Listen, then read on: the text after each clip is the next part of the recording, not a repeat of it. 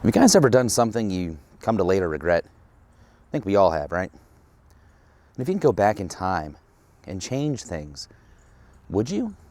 Or how far would you go back? A week, a day, a month? End of June 2023? I know how far I'd go back. Probably back before I bobbed out my 2008 Honda Shadow 750 Aero.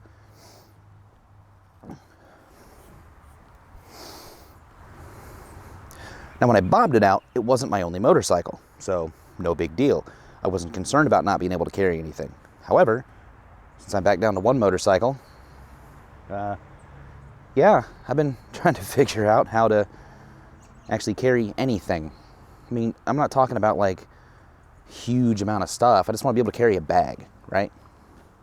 So here's what I came up with. Have you guys ever seen a top? Have you guys ever seen a top box on a bobber before? Yeah, you probably think I'm nuts.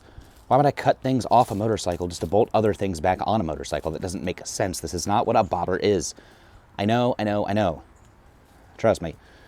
It's gonna get weirder. So, essentially, this rack here is one of those cheap ones you can get on Amazon/eBay.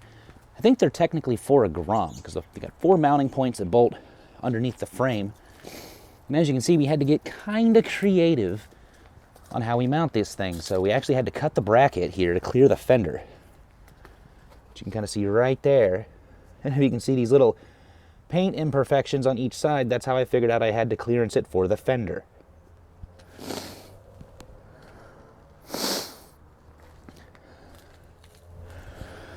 Now, we also couldn't utilize the factory mounting points for this cheap rack. These are actually bolts that hold the blue collar bobber seat in. So what I did was I went to the hardware store, I got some longer ones, drilled some holes in this bracket, and used a piece of aluminum flat stock, hopefully to sandwich that thing enough. It's where it doesn't flex a whole lot. And really the only flex I'm getting is actually the turn signal bracket itself. Or I guess actually that's part of the seat pan, isn't it? I think that's actually part of the seat pan, yeah. But that's the only flex.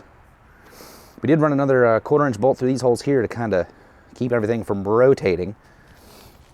But all in all, it came out pretty good. Now the box itself, that's one of the old Harbor Freight specials. That's the Apache Pelican knockoff case. It is the 3800 series. I was going to go with the 4800, but I was scared it was going to look too big.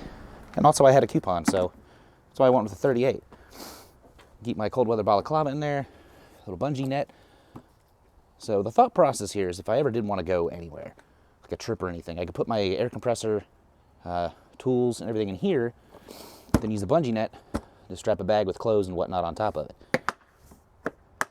I haven't done a whole lot of testing with it, but it does seem pretty stable.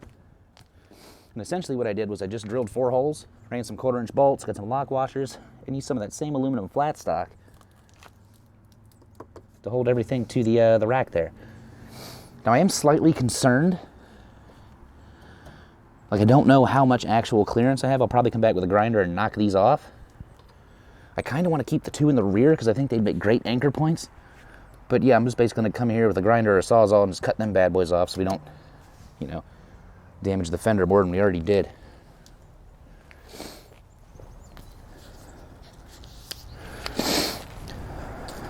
So I thought about going over how I modified this box. If that's something you guys want to see, let me know, because I can get another one and we can do it again. I actually almost thought about going with an actual top box, something that had the pad and all that stuff, but I think that'd look a little too funny. I think this fits the build a little better. So yeah, that's my solution for being able to carry stuff on my 2008 Honda Shadow 750 Aero Bobber. We got some other fun stuff coming for this thing. We're gonna change out these forks, get rid of the fork extensions. We're gonna rake this thing out. That's gonna be 2-3 months before parts even get here and everything done. We should be looking good by spring. And it is getting colder, so we're gonna probably winter mode this thing a little bit. So, I don't know, should be fun.